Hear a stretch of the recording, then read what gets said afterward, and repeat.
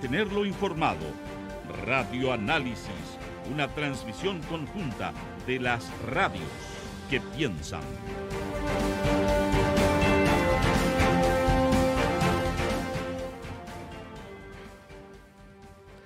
Nueve con 36. Bueno, no debemos olvidar, y sin embargo lo olvidamos, que especialmente en un país como Chile, que ha tenido la historia de políticas públicas que ha tenido Chile, cuando discutimos sobre educación, cuando discutimos sobre seguridad social, y también cuando discutimos sobre salud, estamos, aunque pareciera en una discusión técnica, siempre en un debate con raíces o con connotaciones ideológicas.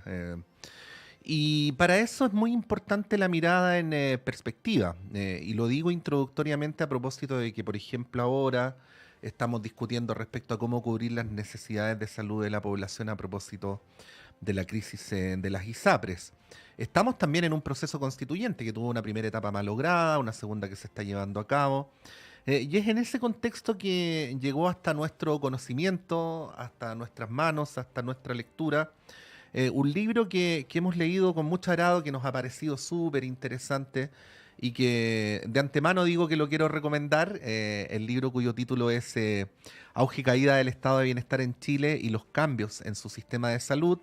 Tiene como subtítulo Economía política de la legislación de salud entre 1924 y 1990 del autor, el profesor Jaime Yambías Wolf. Usted se preguntará de antemano qué tiene que ver la legislación en salud entre 1924 y 1990 con lo que está ocurriendo ahora. Bueno, yo contesto antes de partir con la entrevista, tiene todo que ver, así es que la entrevista es más que pertinente. Profesor Yambías, Jaime, muy buenos días, gracias por poder tener esta conversación. Muchas gracias por la invitación, muy amable, gracias. Sí, Jaime, partir explicando, ¿no? A propósito de la afirmación que yo hacía, pero ahora el entrevistador eres tú. ¿Por qué el estudio de ese periodo es relevante para comprender nuestro presente y futuro en el debate sobre salud? Muchas gracias, muy buena la pregunta. Eh, lo que sucede es que el periodo después del golpe de Estado, y que ha marcado obviamente no solo la salud, sino que muchas otras áreas de las políticas públicas, y como ha pasado tanto tiempo desde esa fecha, eh, muchas generaciones, bueno, generaciones nuevas, digamos, salvo los viejos como nosotros, o consideran de que esta forma de hacer políticas públicas desde el año 73 en adelante se transforma como en la norma. Ujú. Y siempre me llamó la atención ahora de que hablabas del proceso constituyente y se habla de los estados social de derechos, como si esto fuera la gran innovación para las políticas públicas chilenas. Ujú. Pero lo que ha sucedido aquí es lo contrario.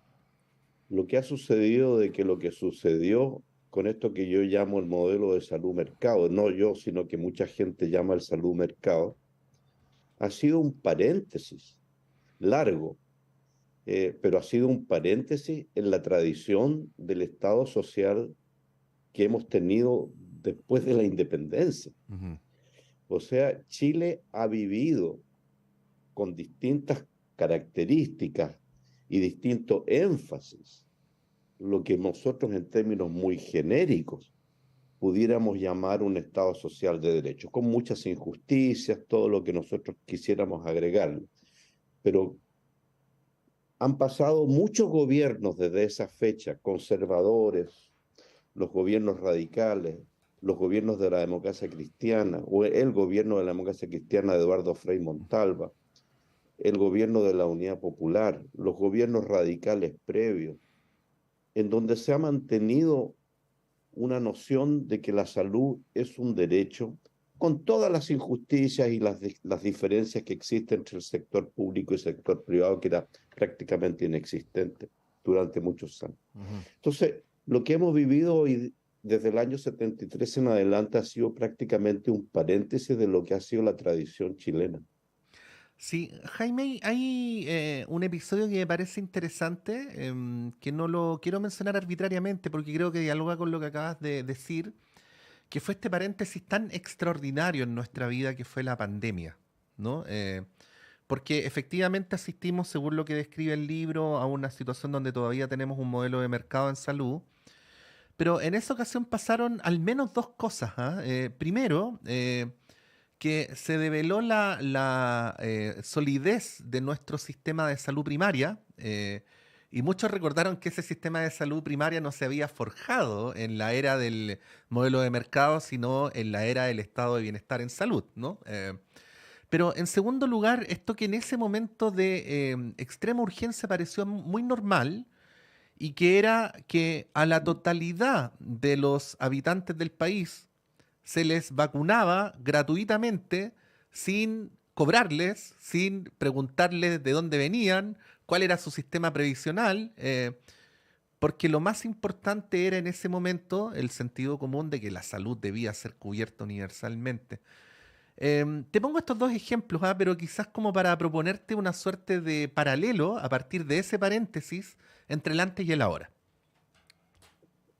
Interesante también efectivamente el ejemplo, porque tal como tú lo mencionas, el gobierno, cuando se inició el proceso de intervención vacunatorio para resolver los graves problemas, ¿no es cierto?, de la salud pública, la crisis sanitaria que estábamos viviendo, tuvo que contar, ¿no es cierto?, con el aparato público, que en Chile nunca ha tenido enormes recursos, pero se le inyectaron recursos justamente para poder resolver el problema. Y después se le agregaron todo lo que es las clínicas privadas que se pusieron a disposición de este gran sistema de salud chileno que tenía que resolver los problemas de la población sin discriminar por condición económica. Pero esto demostró lo que tú acabas de decir, o sea, el sistema de salud chileno pasó por muchísimas etapas en donde el sector público se hacía cargo y no existía un sector privado como sistema. Existían clínicas privadas, existían médicos privados, pero no existía el sector privado de la salud. Existían algunas clínicas, pero no como sistema, sino que eran aisladas a la cual recurría la gente que tenía la capacidad económica de poderse pagar, ¿no es cierto?, la hospitalización o los médicos. Pero el sistema de salud público chileno, por ejemplo, el Servicio Nacional de Salud chileno, y mucha gente lo ignora porque obviamente no tiene por qué saberlo, que data desde los inicios del año 24, 25, después se fue consolidando, fue el segundo del mundo. El segundo Servicio Nacional de Salud chileno fue el segundo del mundo como un sistema público, después del inglés. Entonces, eso empieza el año 24 y se va consolidando en el tiempo a través de los distintos gobiernos que fueron pasando por nuestro país desde esa fecha en adelante. Y el Servicio Nacional de Salud, con todas sus reparticiones, era el encargado de entregarle, ¿no es cierto?, atención médica a toda la población. Y hubo un enorme impulso a la salud primaria desde hace muchas décadas. Incluso los médicos. Chile ha tenido una extraordinaria tradición de médicos salubristas, no solo en América Latina, sino que en el mundo, y reconocidos y reputados por ser médicos salubristas que se dedicaban fundamentalmente a la atención de salud primaria, salud general, ¿no es cierto?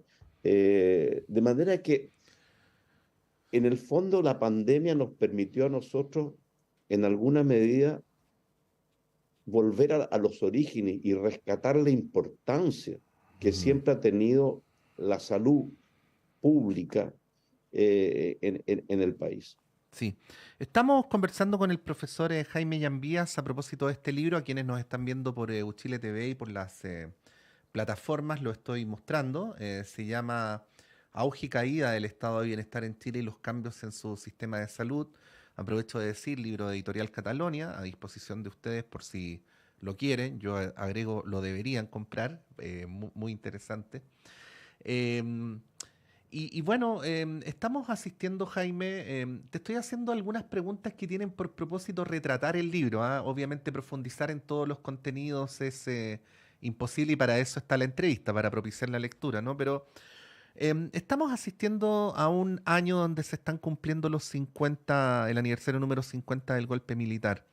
Y una de las preguntas con las que yo me he encontrado casualmente y que parecería ser una pregunta menor, pero que aparece como una gran pregunta, es que si más allá de que en lo formal y en muchas razones obvias y acuciantes la dictadura se acabó el 11 de marzo de 1990, lo que hemos tenido de ahí en adelante es una nueva etapa o es una continuación reformada de la etapa anterior, ¿no?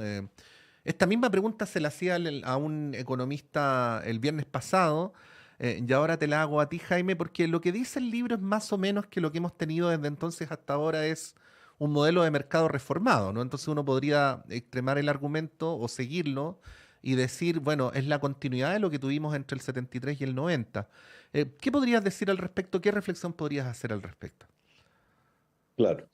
Ahí hay una respuesta conceptual y paradigmática, digamos. Y paralelamente a eso habría que darle también una respuesta más técnica y económica. Ujú.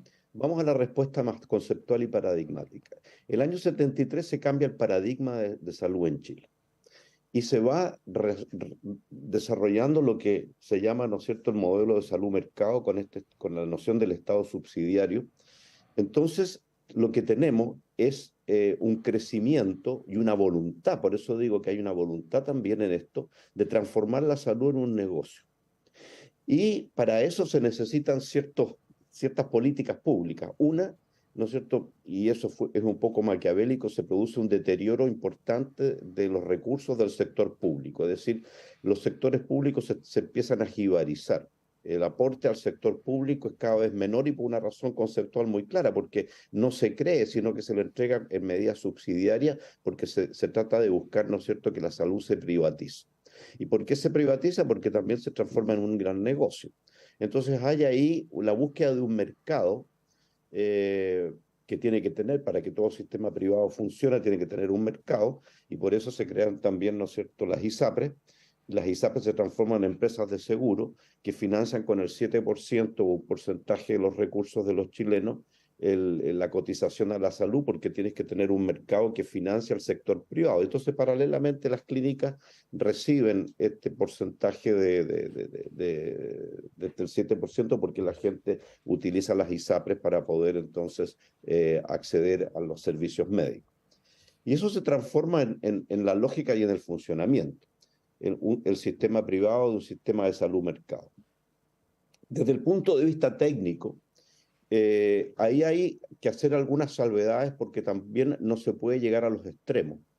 Es cierto que Chile tenía un sistema de salud público bastante deficiente desde el punto de vista económico, no deficiente desde el punto de vista de la calidad de los recursos, porque nadie puede dudar, ¿no es cierto?, que los hospitales chilenos tienen los mejores recursos médicos en profesionales. Ese no era el problema es la capacidad técnica de poder responder a la demanda de una población que lo necesita. Y efectivamente no es así. Las colas largas, la falta de insumos, la falta de tecnología hace que estos problemas sean cada vez más graves. Entonces, ¿qué es lo que sucede? Sucede de que hay un cambio también demográfico en Chile y social. O sea, hay un crecimiento de los sectores medios, lo sabemos. Hay un incremento de la capacidad económica de la gente, hay una disminución de la pobreza real. Todos esos son factores económicos que no son menores. Y nos encontramos entonces con una clase media emergente cada vez más importante que no tiene capacidad para recurrir al sector público, como digo, jibarizado. Entonces, en esa medida, algún sector importante de la población que también se beneficia de la salud privada a través de las ISAPRES, porque les entrega una alternativa que no tenían, porque antes entra el sistema público gratis, por decirlo, y el sistema privado que no existía como sistema, pero era la clínica privada, el doctor privado. La cuestión es que en el medio no había nada. Entonces, en alguna medida la ISAPRE también favorece, o el sector privado favorece a esos sectores medios que no quieren estar 6 meses esperando en la cola o tener que ir al hospital donde estén, y tampoco pueden ir a la clínica alemana, pero pueden ir a otras clínicas pagando un copago un poco mayor. Bueno, eso no es menor. Y lo otro que es más contemporáneo, en la mayoría de los países de la OCDE tenemos un sistema público muy importante, o sea, prácticamente todos. O sea, hay un solo país, uno solo, de la OCDE, que tiene un sistema privatizado que es caótico y caro, que es los Estados Unidos. Los Estados Unidos deben tener el peor sistema de salud del mundo. Es el más caro de todos, en términos totales y en términos per cápita. Y es el más ineficiente de todos y el que tiene los peores indicadores de salud de todos los países de la OECD, y de lejos, o sea, no es una cuestión de fracción. Pero, ¿qué es lo que pasa con los países de la OECD que tienen sistemas públicos muy importantes? Que también los cambios demográficos y los cambios epidemiológicos, es decir, para entender, ¿no?, el envejecimiento de la población y los cambios epidemiológicos, la cada vez mayor importancia de las enfermedades crónicas, que son hoy día la norma en los grandes países desarrollados y en los países emergentes también, hace de que el sistema público sea cada vez más incapaz de poder responder a una gran demanda de población cada vez más vieja, por hablar en estos términos, y con intervenciones cada vez más caras. Entonces nos encontramos que las colas se alargan, o sea, antes había que esperar dos meses, y hay que esperar 15 meses para un especialista en los países ricos, o 10 meses, o 12 meses. Algunos países han hecho cambios. Alemania, por ejemplo, ha resuelto el problema, y otros países como Singapur también lo han resuelto. Bueno, me fui un poco por las líneas. No, pero está muy bien, Jaime. Bueno, Sí. este es un libro que es inabarcable para una entrevista radial, ¿ah? Porque quiero insistir en el punto. Es un poquito a través de la salud, una historia de Chile también entre el 24, el 25 y el 90. Cuenta cómo se fue fraguando este país también y sus políticas públicas, sin dejar de considerar las tremendas cuestiones que ocurrieron entre medio, la crisis del 29, Jaime, la guerra mundial, los terremotos, en fin. Y bueno, y los vaivenes ideológicos también, esas tensiones ideológicas que países como el nuestro lo tironeaban, pero al mismo tiempo muestra cómo se va erigiendo este estado de bienestar, ¿no? Cómo se fue erigiendo lentamente sobre la base de la continuidad y de las diferencias de las políticas. Estamos llegando al final y para la última pregunta no nos queda más que un minuto, Jaime. Apelo a tu capacidad de síntesis, pero a propósito de esta historia del estado de bienestar de nuestro país durante el siglo XX en salud, cuando en el debate sobre las ISAPRES o cuando en el debate constituyente hay alguien que dice lo que pasa es que quieren tener un monopolio estatal de la salud, esto como descalificación, por cierto, ¿qué podrías contestar? Bueno, yo no creo tanto eso. Yo si tuviera que postular me hicieran la pregunta de qué es lo que yo creo que habría que hacer, yo modificaría un poco el carácter que se le entrega a las ISAPRES. Yo no necesariamente no las eliminaría, no Ujú. creo que no les pondría condena de muerte.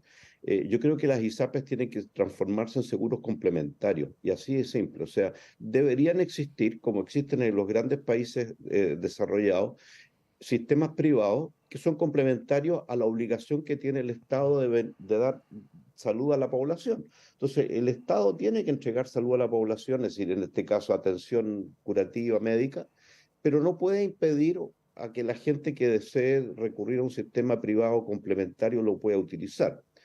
De manera de que uno dice el monopolio del Estado. Bueno, a mí la pregunta no me preocupa mucho porque yo creo que es una responsabilidad del Estado hacerse cargo de la salud, y es una responsabilidad del Estado hacerse cargo de la educación, es una responsabilidad del Estado hacerse cargo de la seguridad de la gente, de manera que monopolio o no monopolio es la obligación que tiene el Estado. Entonces, que sea monopolio a mí me da lo mismo, porque es Por una lo, obligación. Si a eso le llamamos monopolio, bueno, que lo llamen monopolio, pero eso no quita de que el sector privado pueda existir como una forma complementaria. O sea, el caso del principio de la subsidiariedad al revés, ¿no? Ujú. Bueno, la responsabilidad es del Estado, ¿no? Luego, como eso se ejecuta, obviamente puede tener una participación mixta. Sí. Profesor Jaime Llambias, le quiero agradecer tanto por habernos enseñado a través de este libro lo que ocurrió con nuestras políticas públicas durante el periodo, el tipo de discusiones que se dieron también, cómo se enfrentó la limitación de los recursos, cómo se dio la discusión en el Parlamento. Creo que es un libro súper edificante y lo vuelvo a recomendar porque creo que nos ayuda a situarnos mejor en el debate en el que estamos actualmente y que entre otros frentes, ¿no? Tiene el frente respecto a qué es lo que va a ocurrir con la reforma a la salud en general y con las ISAPRES en particular. Muchas gracias y que esté muy bien. Muchas gracias a ustedes por la oportunidad. Que tenga un buen día. Gracias. Repitiendo la recomendación de este libro, Auge y caída del estado de bienestar en Chile y los cambios en su sistema de salud, del profesor Jaime Llambias, de Editorial Catalonia. Estamos llegando al final de Radio Análisis. Sigan en nuestra sintonía, ya viene el semáforo y Antonella Esteves con ustedes.